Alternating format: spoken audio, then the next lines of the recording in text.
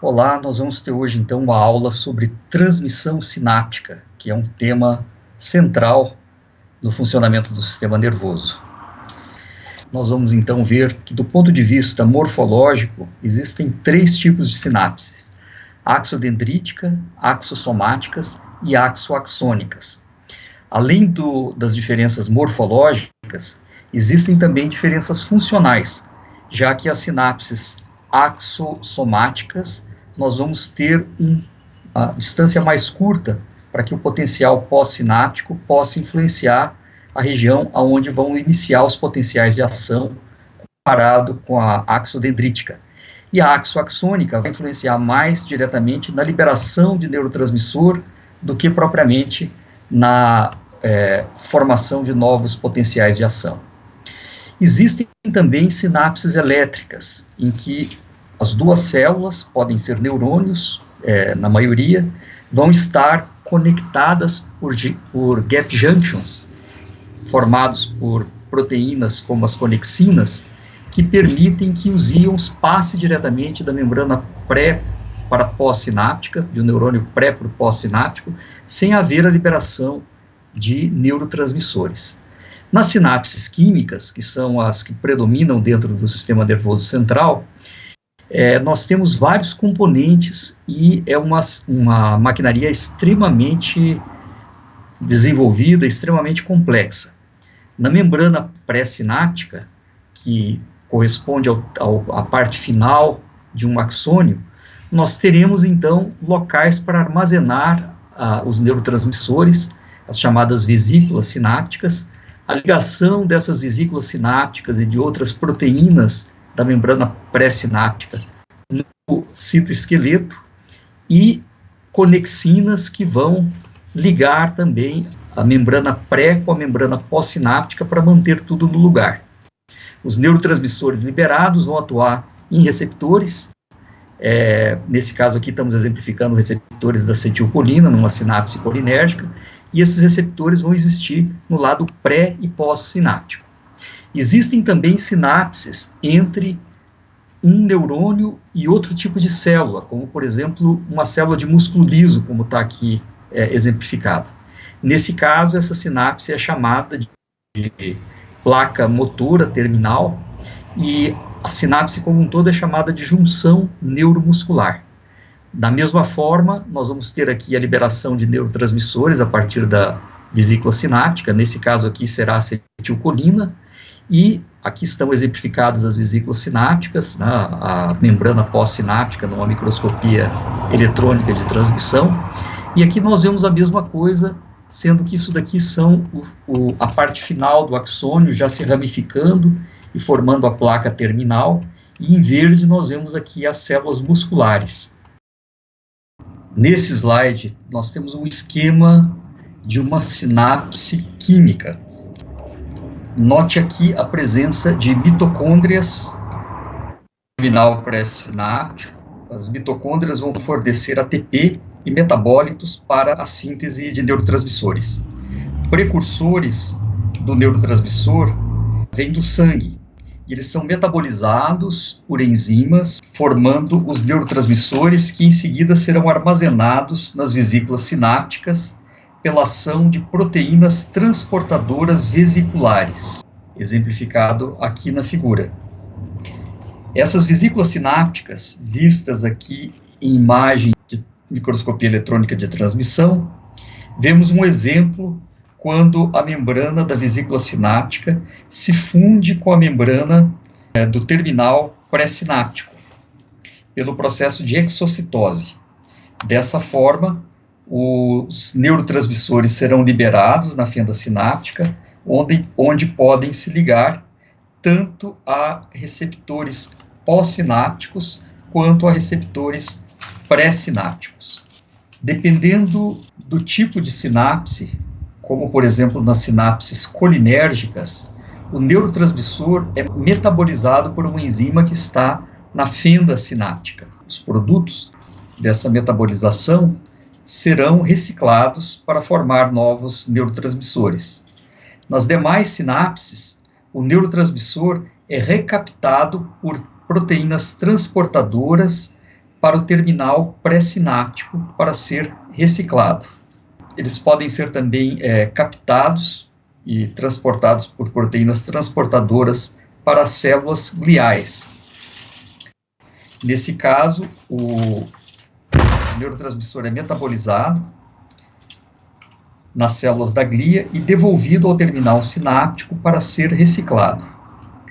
Quando o neurotransmissor se liga a receptores pós-sinápticos, ele ativa uma maquinaria que resulta na alteração do potencial elétrico da membrana pós-sináptica. De forma simplificada, quando o potencial de ação chega no terminal pós-sináptico, ele causa abertura de canais de cálcio-voltagem independentes e o aumento da concentração intracelular de cálcio é que vai desencadear a cascata de reações químicas que levam à exocitose do neurotransmissor. A ligação do neurotransmissor ao receptor pós-sináptico pode causar um efeito excitatório nas sinapses excitatórias e inibitório nas sinapses inibitórias. O efeito excitatório ou inibitório depende mais do neuroreceptor ao qual o neurotransmissor se liga. A ligação do neurotransmissor aos receptores pós-sinápticos abrem canais para a passagem de íons através da membrana. Dessa forma, eles alteram o potencial elétrico da membrana. Quando em repouso, as membranas dos neurônios acumulam cargas negativas no lado intracelular e cargas positivas no lado extracelular. Temos então um polo positivo na parte extracelular da membrana, no lado extracelular da membrana, e um polo negativo no lado intracelular da membrana. Dizemos então que a membrana está polarizada quando em estado de repouso. Nas sinapses excitatórias, a ligação do neurotransmissor aos receptores pós-sinápticos causa uma despolarização. Com a entrada de íons com carga positiva, tais como os íons sódio e os íons cálcio, o lado intracelular da membrana fica mais positivo e o lado extracelular fica mais negativo. Nas sinapses inibitórias, ocorre a entrada de íons cloreto ou a saída de íons potássio. Como os íons cloreto têm cargas negativas e os íons potássio têm cargas positivas, ocorre uma hiperpolarização nesse caso, fazendo com que o lado intracelular da membrana fique mais negativo. Do ponto de vista morfológico, como a maioria das sinapses excitatórias no sistema nervoso central são glutamatérgicas e a maquinaria pós-sináptica glutamatérgica é muito complexa, ocorre uma assimetria na espessura da membrana pós-sináptica em relação à membrana pré-sináptica quando a sinapse for excitatória. Esse slide mostra uma imagem de microscopia eletrônica. Vemos do lado esquerdo uma sinapse simétrica, portanto, provavelmente inibitória, e do lado direito uma sinapse assimétrica. Note que a membrana pré-sináptica é bem menos espessa do que a membrana pós-sináptica. Sabemos do lado pré-sináptico olhando pela presença de vesículas sinápticas, como se observa aqui. Do lado pós-sináptico nós temos um dendrito, onde nós não observamos a presença de vesículas pós-sinápticas. Aqui a gente tem uma ideia do transporte necessário para que a vesícula sináptica funcione de uma forma adequada. As vesículas sinápticas são formadas lá no soma ou no corpo celular e são transportadas lá no complexo de Golgi e são transportadas por microtúbulos até o terminal sináptico. Do terminal sináptico, ela já vem com todas as proteínas necessárias, como, por exemplo, essa bomba de próton, que faz com que íons de hidrogênio se acumulem aqui dentro, e depois o hidrogênio com carga positiva, o íon de hidrogênio é trocado pelo neurotransmissor num sistema de cotransporte que faz com que o interior dessa vesícula sináptica fique carregado com o neurotransmissor, que normalmente, na maioria das vezes, é fabricado aqui mesmo no botão sináptico. Essas vesículas sinápticas, elas estão ancoradas ao citoesqueleto por algumas das proteínas que estão aqui presentes, né? E existem também proteínas, como, por exemplo, a sinaptotagnina, que é sensível ao cálcio, que fazem parte do mecanismo de que quando a membrana pré-sináptica é despolarizada pela chegada de um potencial de ação, a entrada de cálcio deflagre o processo de exocitose que culmina na liberação do neurotransmissor aqui na fenda sináptica. Essas membranas que se fundiram aqui com a membrana pré-sináptica dos botões sinápticos, elas são recicladas também. Existe um processo aqui complexo também, que envolve várias etapas bioquímicas, e elas vão formar um pool de membranas que leva à reciclagem e formação de novos botões sinápticos. Aqui a gente pode ver, nesse esquema, que existem muitas proteínas presentes aqui na vesícula sináptica para que ela funcione de forma adequada. Para que essas proteínas funcionem adequadamente, então, elas têm que estar presentes ali, para que vocês tenham uma ideia da densidade de proteínas que existe numa única vesícula sináptica, nós podemos mostrar essa figura muito bonita aqui, que mostra uma simulação de colocação de todas as proteínas que existem numa vesícula pré-sináptica, como elas ficariam aqui em termos de arranjo, né? Existem mais de 80 proteínas conhecidas que fazem parte desse complexo aqui que forma as vesículas pré-sinápticas. Aqui estamos mostrando também a mesma coisa, o processo esse ciclo, né, que envolve a formação da vesícula pré-sináptica, do processo de exocitose e a reciclagem, depois da liberação do neurotransmissor, para que essa membrana seja reciclada e aproveitada. Quando o neurotransmissor é liberado na fenda sináptica, ele então vai atuar nas membranas pós-sinápticas, nos receptores, nós vamos ver com mais detalhes mais adiante, e eles vão gerar então potenciais pós-sinápticos de membrana. Se nós colocarmos um eletrodo para medir a ação do potencial elétrico, inicialmente, se esse eletrodo estiver espetado do lado, com a sua ponta, com o seu sensor aqui no lado intracelular, nós vamos registrar então aqui um potencial elétrico, uma voltagem negativa, que normalmente está na faixa aí de menos 70 milivolts, e quando eu tenho então uma sinapse excitatória, esse potencial elétrico aumenta. Vejam que esse aumento não forma espículas, como é formado nos potenciais de ação, que podem ser registrados aqui nesses neurônios pré-sinápticos, e depois o potencial de membrana volta para o potencial normal. Ao chegar aqui na região do cone axônico, onde nós temos o implante do axônio, aí sim, se o potencial elétrico atingir um valor acima de um determinado limiar, nós podemos ter a formação de novos potenciais de ação que acontecem no axônio e vão viajar em direção ao terminal sináptico para promover a liberação de neurotransmissores. Observem que esses potenciais pós-sinápticos, ao contrário dos potenciais de ação que não se somam, eles podem se somar. Eles são, portanto, valores analógicos que podem variar de menos 70 até mais 40 milivolts por volta disto, podendo ter o potencial de membrana qualquer valor. Já os potenciais de ação, que não são gerados normalmente nessa região da sinapse, mas na região do cone axônico e do axônio, eles vão ter sempre a mesma amplitude. Portanto, podemos entendê-los como sinais analógicos do tipo de sim ou não. Se a sinapse for inibitória, como nesse exemplo aqui, nós vamos ter uma redução do potencial pós-sináptico, e vamos ter então um potencial pós-sináptico inibitório, ou, se nós formos abreviar isso daqui em português, PIPS, ou IPSP em inglês.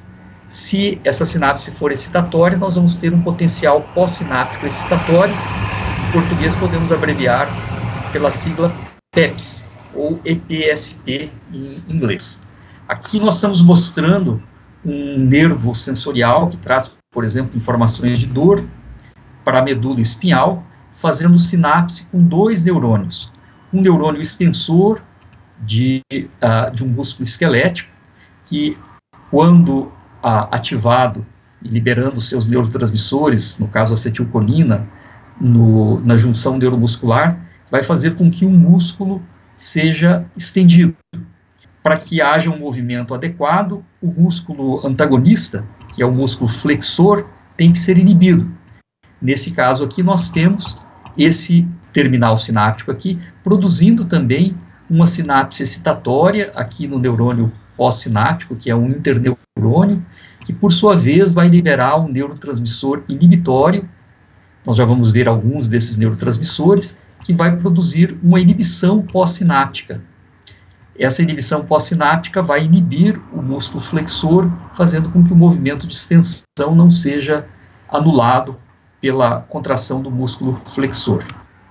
Uma das coisas mais importantes que existe sobre a fisiologia das sinapses é a possibilidade de se integrar, ou seja, somar, ou subtrair, ou multiplicar, ou dividir o efeito de um neurônio sobre outro neurônio, já que o neurônio pode fazer sinapse, pode receber sinapses de até 10 mil outros neurônios. Então, essa integração vai fazer com que todos os potenciais pós-sinápticos excitatórios e inibitórios sejam somados quando eles chegarem ao mesmo tempo aqui na região onde se formam os potenciais de ação, que é o cone axônico. Nós podemos, então, dividir algumas áreas funcionais do neurônio nas áreas em que essa integração acontece, que envolve a região do soma e dos dendritos, já que a maioria das sinapses vão ser axodendríticas ou axossomáticas.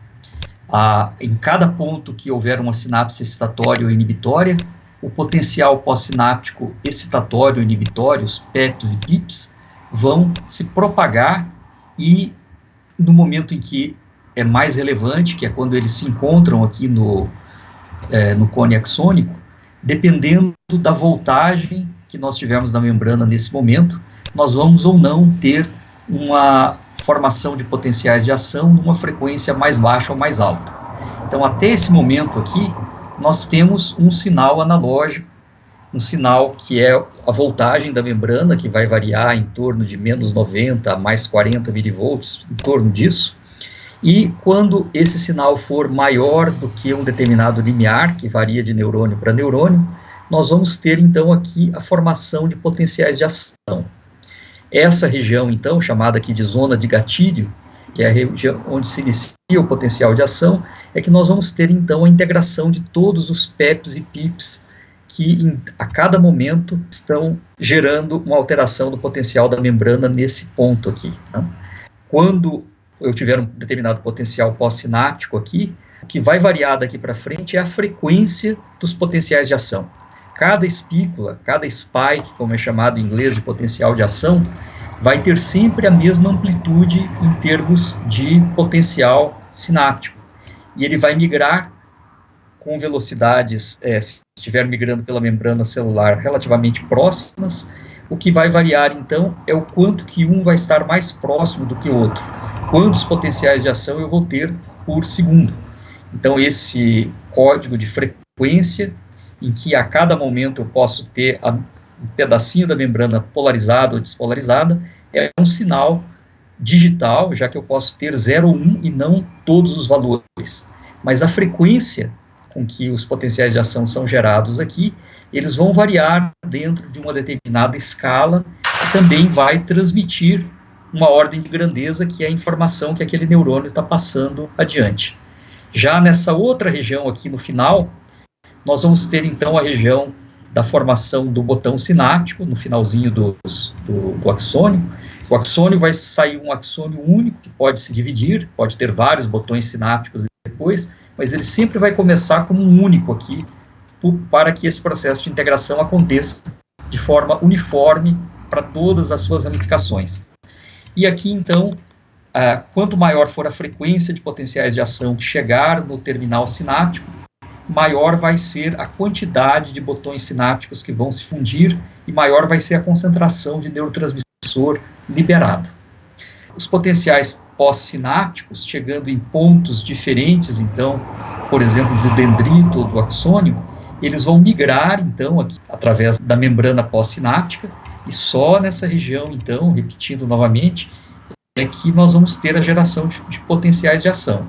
Aqui nós vamos ter, então, potenciais pós-sinápticos excitatórios e inibitórios, e quanto maior for a distância dele ao cone axônico, mais ele vai perder em amplitude e menor vai ser a influência que ele vai ter na somatória que vai levar à determinação a cada momento do potencial de membrana lá na região do cone axônico. Se eu tiver um potencial pós-sináptico excitatório, então aqui, ele vai viajar, então, a uma determinada velocidade, vai perdendo amplitude, né? Aqui, se eu tiver um potencial inibitório também, ele vai fazer a mesma coisa, e se o excitatório estiver abaixo desse limiar, que permite a formação de potenciais de ação, ele não vai acontecer um potencial de ação lá no cone axônico. Aqueles potenciais, os PEPs e PIPs que chegarem ao mesmo tempo, vão se somar, e a resultante deles é que vai ser maior ou menor do que aquele limiar para a formação de potenciais de ação. Então, vamos imaginar, num caso aqui de um neurônio recebendo duas sinapses, uma excitatória e uma inibitória, mais ou menos a mesma distância do cone axônico. Se nós medirmos aqui, nessa região aqui do axônio, desse neurônio, nós vamos ter aqui o formato de um potencial de ação, que tem esse formato como vai ser visto em uma aula mais adiante. O potencial excitatório pós-sináptico, medido aqui na membrana pós-sináptica, o PEPs, ele não tem essa forma de espícula, né? Ele tem uma despolarização mais atenuada e ele tem essa característica, então, de viajar perdendo amplitude até chegar no local onde ele vai ou não provocar a formação de potenciais de ação. A mesma coisa, uma sinapse inibitória, que vai produzir um PIPs, e esse potencial inibitório, que torna a membrana mais despolarizada, ela estava aqui a menos 60, vai chegar a um valor menor do que menos 60, ela também vai migrar até essa região aqui e diminuir a probabilidade de que a somatória de todas as sinapses seja maior do que o limiar necessário para deflagrar um potencial de ação. Numa situação um pouco mais próxima do real, a gente vai ter situações complexas, como essas que a gente está vendo aqui nesse slide. Mas, na verdade, muito mais complexas se nós imaginarmos algo com mais de 1000 sinapses chegando no mesmo neurônio. Quando eu tiver a formação de um potencial pós-sináptico num dendrito, se esse potencial for excitatório, se eu tiver vários potenciais pós-sinápticos chegando em tempos muito próximos, porque eu tenho uma frequência de potenciais de ação aqui alta, o suficiente, para que antes da membrana se retornar o potencial de repouso, eu tenho um próximo, eles vão se somar um ao outro, e esse tipo de somação é chamado de somação temporal. A somação temporal pode fazer com que um único PEPs, que não atingiria um determinado limiar, somado a vários outros PEPs, que estão muito próximos temporalmente, levem a uma despolarização que deflagre potenciais de ação aqui na zona de gatilho.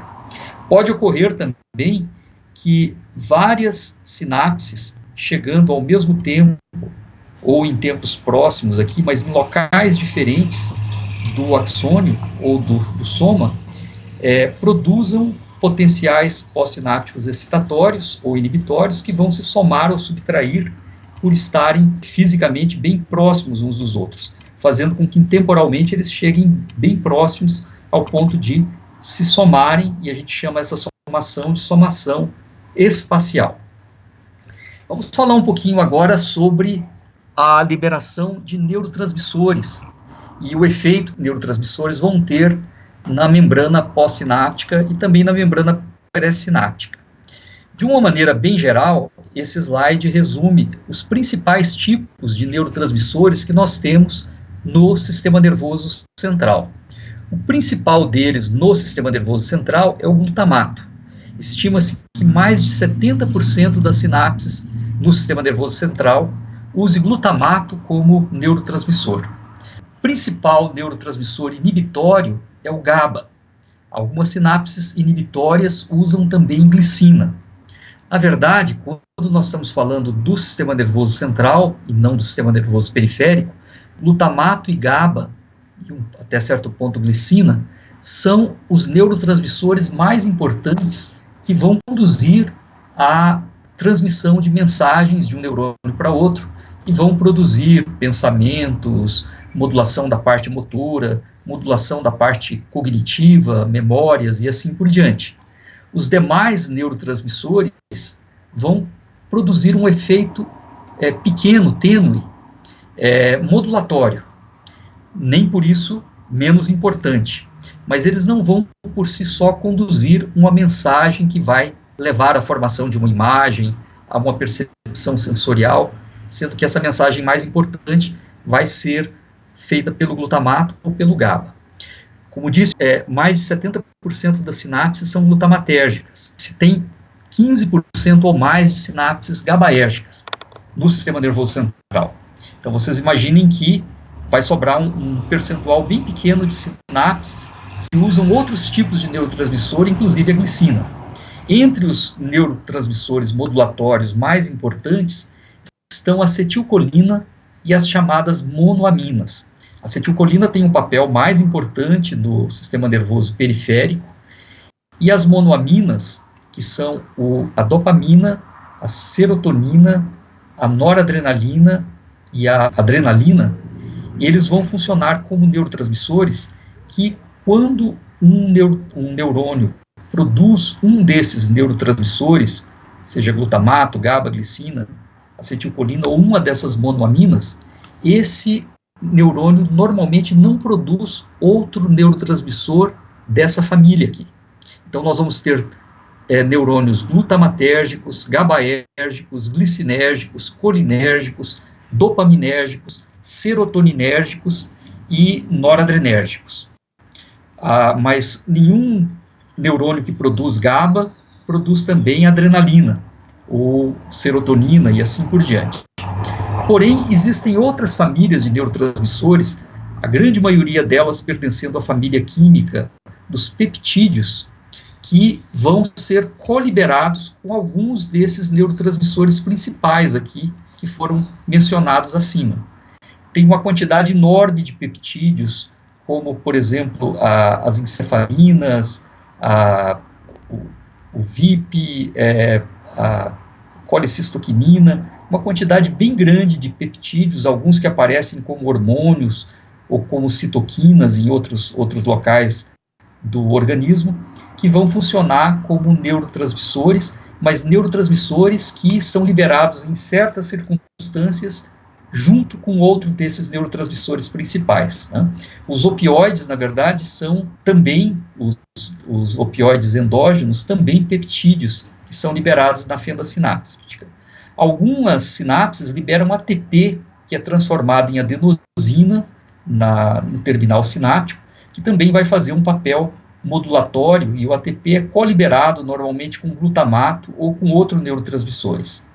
Existem outros neurotransmissores, como, por exemplo, os endocannabinoides, como a anandamida, que é um lipídio de membrana que, quando é liberado, normalmente vai levar uma mensagem do neurônio pós-sináptico para o neurônio pré-sináptico, o contrário do que faz quase todos os outros neurotransmissores. Outro neuromodulador ou neurotransmissor curioso também é o óxido nítrico, que é um gás que pode atravessar todas as membranas dos neurônios e, quando liberado, ele atua no neurônio pré-sináptico e também em algumas membranas de sinapses próximas. Não existe uma especificidade tão grande na liberação desse neurotransmissor.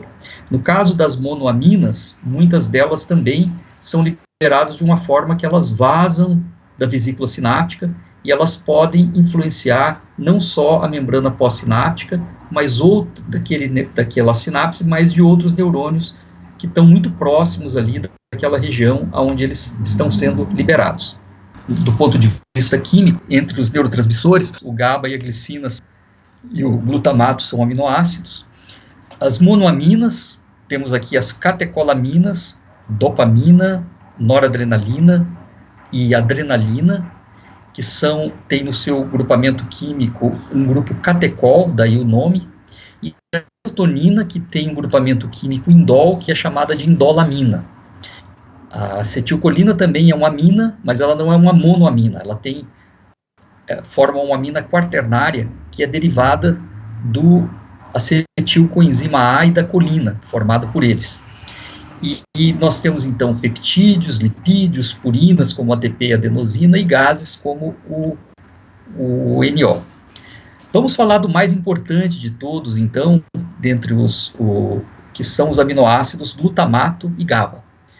Como vocês podem ver, o glutamato e o GABA, assim como a glicina, são aminoácidos iguais aos aminoácidos que existem na formação de várias proteínas, e no caso do glutamato, ele é um aminoácido dicarboxílico, que tem 2 grupos carboxilas e um grupo amina. Quando essa carboxila é retirada enzimaticamente dos neurônios GABAérgicos, nós temos a formação do GABA, ou ácido gama-aminobutírico. Nas sinapses glutamatérgicas, nós temos então a formação do glutamato a partir de componentes do ciclo de Krebs lá na mitocôndria, que são gerados vindo da glucose, ou da glicina. O glutamato é então captado pelo transportador vesicular, acumulado na vesícula pré-sináptica, liberado e recaptado tanto pela membrana pré-sináptica quanto pelas células da glia. Para que o glutamato volte das células da glia para o terminal pré-sináptico, ele não pode voltar na forma de glutamato, porque ele seria percebido e se ligaria aos receptores no momento em que ele não está sendo liberado de uma sinapse. Então, aqui, pela ação de uma enzima, glutamina sintetase, o glutamato é transformado em glutamina, que volta, e também na mitocôndria ela é novamente transformada em glutamato e reciclado dessa forma. E temos aqui os receptores pré- e pós-sinápticos que nós vamos detalhar mais adiante, do glutamato. As sinapses GABAérgicas são parecidas com as sinapses glutamatérgicas, com a diferença de que o GABA é formado a partir do glutamato, através da enzima glutamato decarboxilase, ou GAD, que vai tirar então a carboxila, transformando o glutamato em GABA.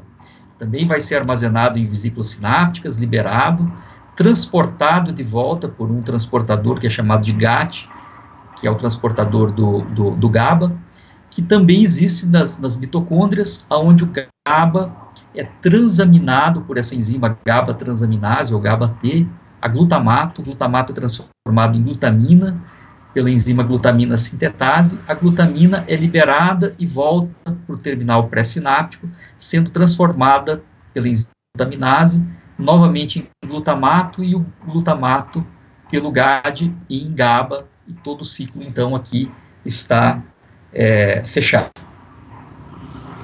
A síntese das catecolaminas, todas elas deriva do aminoácido tirosina, que vem do sangue. A tirosina, que é formada por esse anel aromático com essa hidroxila, quando ela é hidroxilada por essa enzima tirosina hidroxilase, ela vai formar esse grupo aqui, que é chamado de grupo catecol. Ligado a esse grupo catecol, eu tenho uma outra cadeia de carbonos aqui, com a carboxila, e aqui esse precursor de todas as catecolaminas é chamado de DOPA.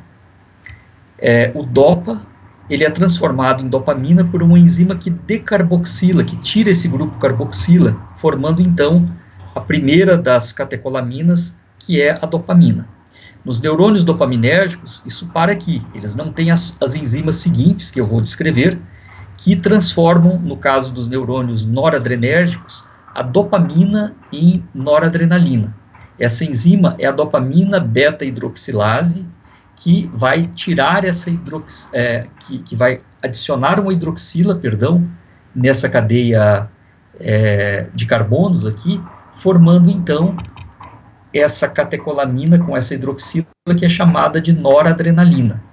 Alguns neurônios produzem adrenalina como neurotransmissor. Nesses neurônios tem mais uma enzima nesse ciclo, que é a fentolamina N-metiltransferase, que vai colocar um grupo metil aqui nesse grupamento amina, transformando então a noradrenalina em adrenalina. A adrenalina é usada tanto como neurotransmissor em poucos neurônios adrenérgicos que existem no tronco encefálico, como também é produzida pelas células cromafínicas da glândula suprarrenal, que vai produzir adrenalina para ser liberado no sangue, portanto, como um hormônio.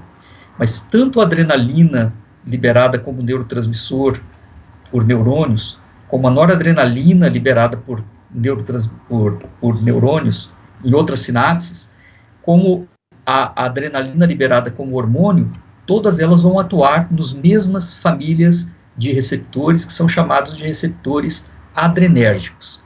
Então, dopamina, noradrenalina e adrenalina são os chamados neurotransmissores catecolaminérgicos ou catecolaminas. Aonde que estão esses neurotransmissores catecolaminérgicos? Os dopaminérgicos, os corpos desses neurônios estão localizados aqui no mesencéfalo, em duas regiões, na verdade em três, uma chamada de campo retrorubral, a outra de substância negra, parte compacta, e a outra de área tegmentar ventral. Embora os corpos desses neurônios estejam todos concentrados aqui nessa região, eles têm propagações difusas, que vão terminar principalmente no núcleo estriado, no córtex pré-frontal, no bulbo olfatório, e em regiões límbicas, como, por exemplo, o hipocampo e a amígdala.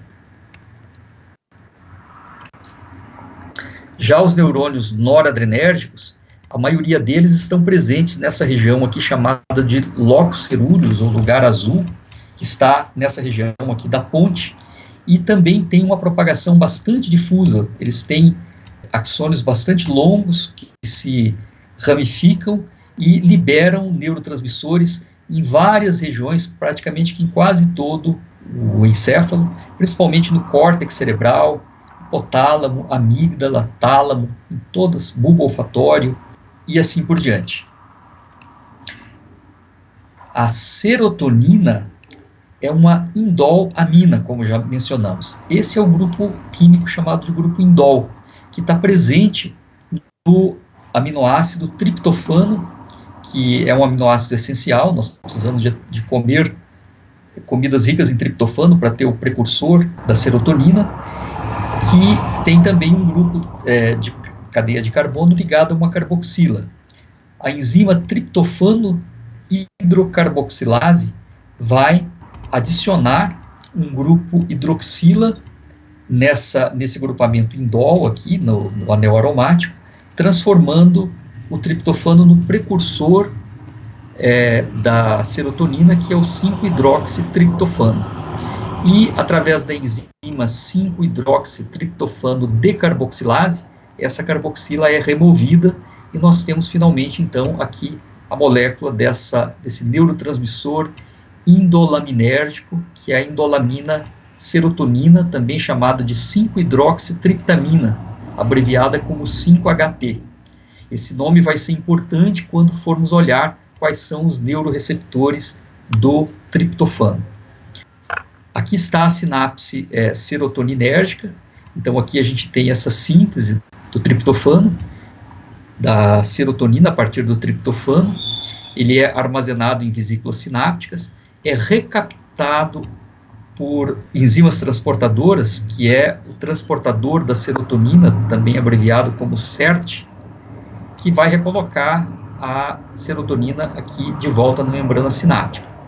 Quando isso acontece, ela é recaptada, né, e pode ser armazenada novamente em terminais sinápticos. Na vesícula sináptica, ela tem a sua ação nos receptores pré- e pós-sinápticos, e dentro do terminal sináptico, ela pode sofrer a ação da enzima mitocondrial chamada de monoaminoxidase, que degrada as monoaminas, tanto a serotonina quanto a noradrenalina e a adrenalina, e também ela pode sofrer a ação de outras enzimas que vão formar outros metabólitos. Onde é que estão os neurônios serotoninérgicos? Os corpos desses neurônios estão também no tronco encefálico, entre ponte e mesencéfalo, formando os chamados núcleos da RAF, que tem propagações difusas que vão para a medula espinhal, para o cerebelo e para regiões do prosencéfalo, como hipocampo, córtex pré-frontal, hipotálamo, substância negra e área tegmentar ventral, que no caso não está no prosencéfalo, mas no mesencéfalo. Não estamos mostrando aqui onde estão localizados os corpos dos neurônios glutamatérgicos e GABAérgicos, porque eles estão por todo o encéfalo. Todas as regiões têm neurônios glutamatérgicos e GABAérgicos, e eles também vão fazer sinapse, basicamente com quase todos, se não com todos os neurônios que existem no sistema nervoso central. A acetilcolina, como falei para vocês, é uma amina quaternária, significando que tem 4 grupos de carbono ligados no nitrogênio que forma essa amina. Ele é sintetizado a partir da acetilcoenzima A, que vem da mitocôndria, e do acetato, que vai formar, então, através de uma enzima de síntese da dopamina, acetil-CoA transferase, a acetilcolina, que é armazenada em vesículas sinápticas, liberado, e diferente dos outros neurotransmissores, ela não é recaptada como tal pela vesícula sináptica ou pelas células da glia. Ela é metabolizada pela enzima acetilcolinesterase, e só o acetato e a coenzima A é que são reciclados e recaptados pela vesícula pré-sináptica. Aqui está o mesmo esquema, mostrando a formação da acetilcolina e a sua liberação e a sua ação em receptores pré- e pós-sinápticos. E aqui a localização dos principais regiões onde tem corpos de neurônios colinérgicos, que estão nessa região aqui entre a ponte e o mesencéfalo, na área pedúnculo-pontino, do núcleo pedúnculo-pontino tegmentar, ou PPT, ou PPTG, como ele é conhecido, e nessa região aqui chamada de núcleo basal de Meynert. Nós temos também aqui, em determinadas regiões próximas do bulbo olfatório, e também na banda diagonal de Broca, neurônios colinérgicos que vão liberar dopamina em outros núcleos. Existem interneurônios colinérgicos também no corpo estriado, que vão ter uma função importante também na fisiologia do estriado. A outra família de neuroreceptores, como mencionado antes, são os neuropeptídeos. Aqui temos alguns exemplos. Os neuropeptídeos opioides, como por exemplo as encefalinas e as dinorfinas, alguns neuropeptídeos produzidos na hipófise, em regiões da hipófise, como por exemplo o ADH, a ocitocina e neurofisinas, além de serem liberados como hormônios na hipófise, esses neuropeptídeos também são coliberados por alguns neurônios que estão presentes, por exemplo, no hipotálamo, e vão funcionar como neuromoduladores. Nós temos as taxininas, como por exemplo a substância P, as secretinas, como a própria secretina, o glutagon, peptídeo intestinal vasoativo, ou VIP, peptídeo inibidor gástrico, o hormônio liberador do hormônio de crescimento, GHRH, insulinas, como a própria insulina e os fatores 1 e 2 do crescimento semelhantes à insulina, somatostatinas, como a somatostatina, o peptídeo pancreático, as gastrinas, a gastrina e colecistoquinina.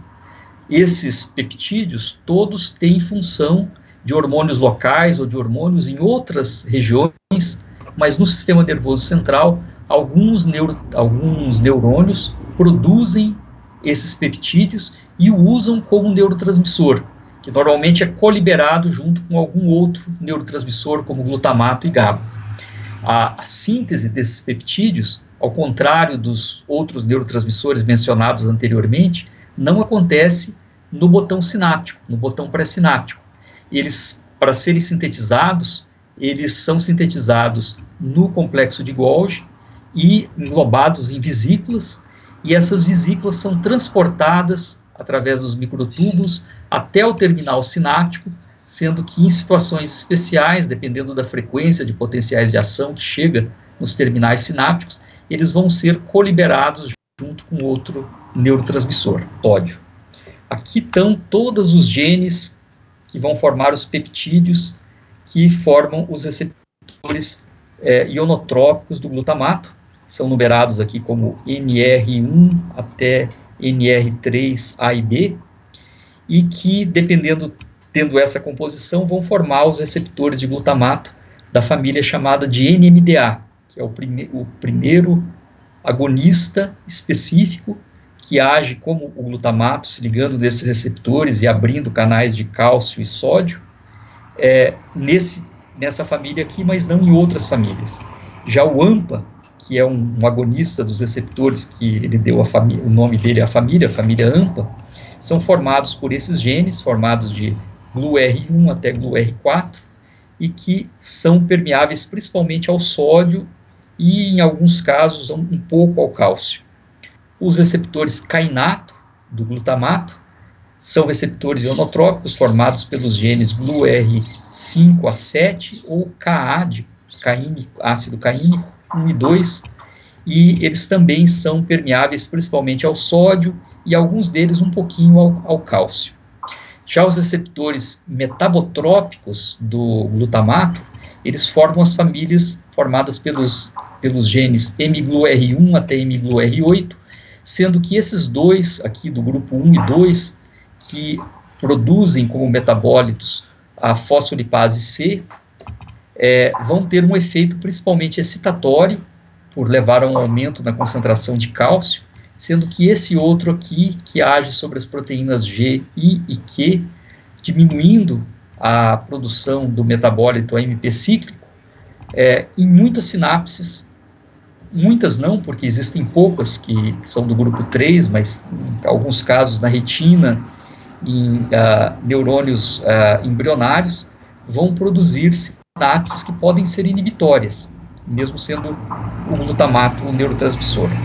Aqui está o formato dos receptores glutamatérgicos ionotrópicos. Eles têm, então, essa grande região aqui extracelular, que forma como se fossem duas cabeças aqui, né, onde vai se ligar o glutamato, o agonista, e quando isso acontece, uma mudança conformacional leva à abertura do canal iônico que promove a entrada de cálcio ou de sódio. Numa sinapse típica, nós vamos ter receptores de todas as famílias do glutamato, NMDA, AMPA, kainato, e receptores também do GABA, que, como nós vemos aqui, estão divididos na família GABA-A, que é ionotrópica, e GABA-B, que existem pré- e pós-sinápticos, também os receptores metabotrópicos, que até as células da glia também os expressam. Os receptores metabotrópicos, eles têm essa estrutura aqui de um polipeptídeo. Até pouco tempo acreditávamos que eles eram monoméricos, mas ao que parece eles podem formar dímeros, trímeros, tetrâmeros, e normalmente eles funcionam mais como dímeros do que como monômeros. E eles atravessam a membrana citoplasmática 7 vezes. Aqui tem uma alça que interage com a proteína G, e a proteína G, então, vai atuar sobre uma proteína efetora, que na maioria das vezes é uma enzima que vai produzir um metabólito, mas em alguns casos a proteína G pode interagir diretamente com o canal iônico voltagem independente e ter um efeito mais direto sobre a permeabilidade iônica. Existem muitos tipos de proteína G, né, que formam as suas subunidades, alfa, beta e gama, que, dependendo dessa composição, vai pertencer à família da proteína GS, que aumenta a concentração de AMP cíclico e que, em muitos casos, agem atuando sobre a permeabilidade de íons cálcio, sódio e cloreto. ser excitatório ou inibitório vai depender de que sinapse ele está. A proteína GI e a proteína GO, ela reduz a adenilatociclase, ela atua também sobre canais de cálcio e potássio, e na maioria das vezes a gente tem um efeito, quando agindo sobre canais de potássio, um efeito inibitório. Já a proteína GQ, ela atua sobre uma outra enzima chamada de fosfolipase C, que vai produzir como metabólitos de acilglicerol, inositol trifosfato, que faz aumentar a concentração de cálcio, tendo, portanto, um efeito excitatório. Aqui está o ciclo da proteína G. Quando um receptor se liga, um neurotransmissor ou um agonista desse receptor se liga no receptor metabotrópico, ele faz com que ele tenha afinidade pela proteína G, que troca um ATP por ADP, e que se torna instável, saindo e mergulhando e viajando na membrana até encontrar um efetor, que vai ser uma enzima, como a adenilatociclase ou fosfolipase C. Aqui temos um esquema da atuação da proteína GS, aumentando a concentração de AMP cíclico, da GI, diminuindo a concentração do AMP cíclico.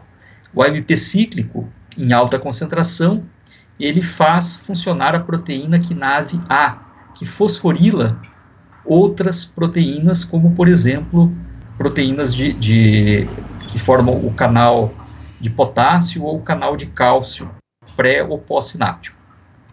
A fosfolipase C atua sobre um fosfolipídio de membrana, formando o diacilglicerol e o cálcio, que ativam algumas proteínas quinases, como a proteína quinase dependente de cálcio-calmodulina, do tipo 2, ou a proteína quinase C, que vão também fosforilar proteínas, levando, por exemplo, alguns efeitos aqui periféricos, e no sistema nervoso central também a fosforilação de canais de cálcio ou canais de potássio. E algumas proteínas G agem diretamente sobre canais iônicos, produzindo um efeito um pouco mais direto. Aqui alguns exemplos de receptores metabotrópicos, como, por exemplo, o receptor da família 1 e da família 5 da acetilcolina, muscarínico da acetilcolina, receptores metabotrópicos do glutamato, receptor GABA-B, os receptores, todos os receptores da serotonina, menos o 5-HT3, a dopamina, noradrenalina, encefalina. Então temos uma grande número de famílias de receptores metabotrópicos. Os receptores metabotrópicos do glutamato estão aqui mostrados na forma de dímeros, né, que quando dois glutamatos se ligam aqui no seu sítio de ligação, ele vai então promover a ação metabólica do glutamato. O receptor GABA-B, que também forma dímeros, vai atuar sobre a enzima adenililciclase, diminuindo a ação da formação de AMP cíclico, ou atuando diretamente tendo cálcio como segundo mensageiro. Os receptores metabotrópicos adrenérgicos se dividem em várias famílias que vão atuar sobre vários tipos de proteína G, produzindo várias ações aqui que envolvem a formação de metabólitos como o diacilglicerol ou o AMP cíclico. Os receptores da dopamina estão classificados em 5 subtipos, sendo que os receptores D1 e D5 vão formar a família dos receptores que atuam sobre a proteína G excitatória, e os da família D2 a D4, que vão atuar sobre a proteína G inibitória, que vai, respectivamente, atuar aumentando ou diminuindo o AMP cíclico. Isso acontece, eles são expressos em neurônios diferentes. O que acontece na maioria das vezes, quando a ativação da família D1, D5, é um efeito excitatório, modulatório, fraco, na verdade, mas não em todas as sinapses, existem também exceções.